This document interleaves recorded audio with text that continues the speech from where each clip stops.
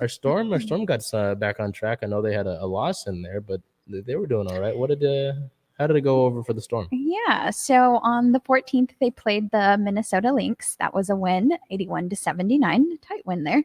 The player of the game was Brianna Stewart with 29 points, 8 rebounds, 3 assists, 8 for 10 from free throws, and I think if I recall correctly, she have the game-winning layup. Yeah, game-winning layup in that one. And then we move on to the 17th. They played the Connecticut Sun, tough team, and that was a loss of 82-71. Player of the game again, of course, Brianna Stewart with 19.7 rebounds and 5 assists. And then on the 19th, yesterday, they played the New York Liberty, and that was a good win. Sue's possible last time playing in New York. Final time playing in New York, yep. Well, unless they meet him in the finals. Yeah. But they say possible, just, be nice. There's a possibility. That was a win, 81-72. And different player of the game, Gabby Williams with 23 points, 3 assists, and 9 rebounds. And I think Gabby was cooking early.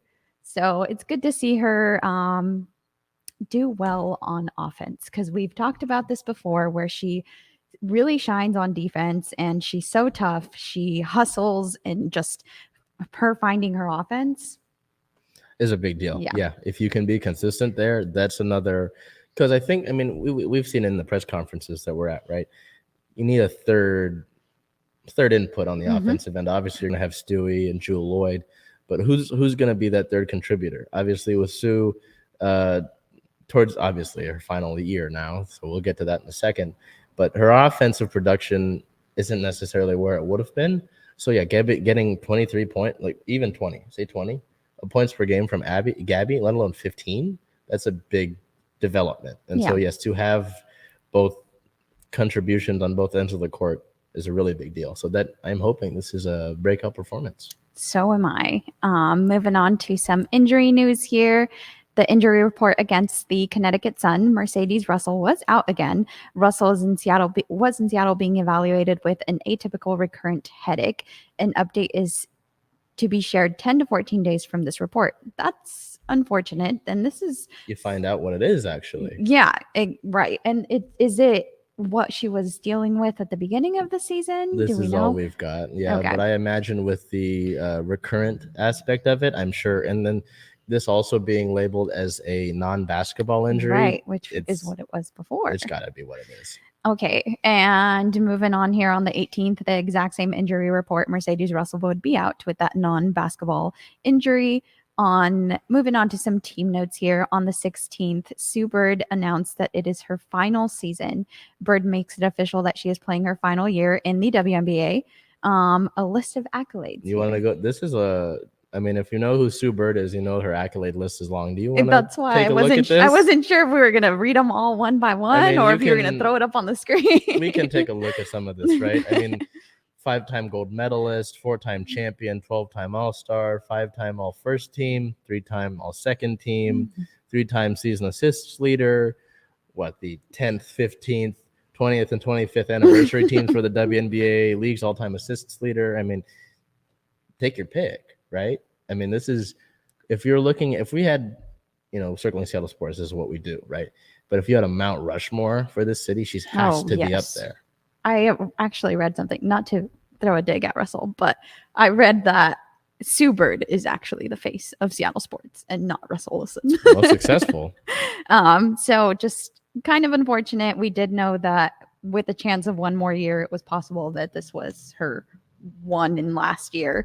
So it's exciting as a fan of the sport to be there as press for her last season. So very sad, but exciting. So moving forward, I will definitely take every game and appreciate it more, because we're watching Sue. What can you not say? Like I I always say, when you try to encourage people to follow these things, you want to get more people, more fans of the sport out. You want to talk about success, want to talk about hardware. The Storm have that. They're the most successful team in this city, So, and Sue Bird spearheads that, and she's been the face of that franchise. Obviously, you've had Lauren Jackson around, you've had Brianna Stewart around, Drew Lloyd, but if there's a consummate, winner in this city, let alone in that organization. It is Sue Bird, you know. So it's just incredible to think about. I mean, I think in talking about it leading up to the season, I felt this way. I knew it was going to be. You talk about one more year. She was already thinking about retiring. Right. You get her one more year. Why would she come back for another one? It's just the one more. Yeah.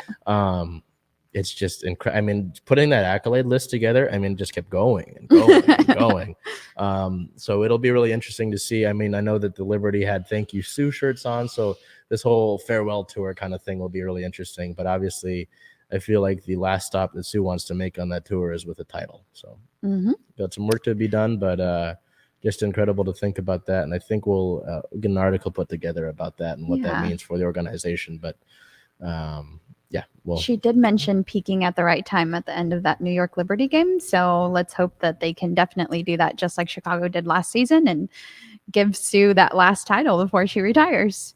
Moving on to some league notes here. A small update on Brittany Griner. Not a good update.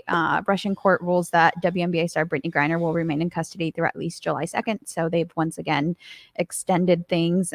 She's been in custody since February, and that today marks 123 days that Brittany Griner has been detained. So I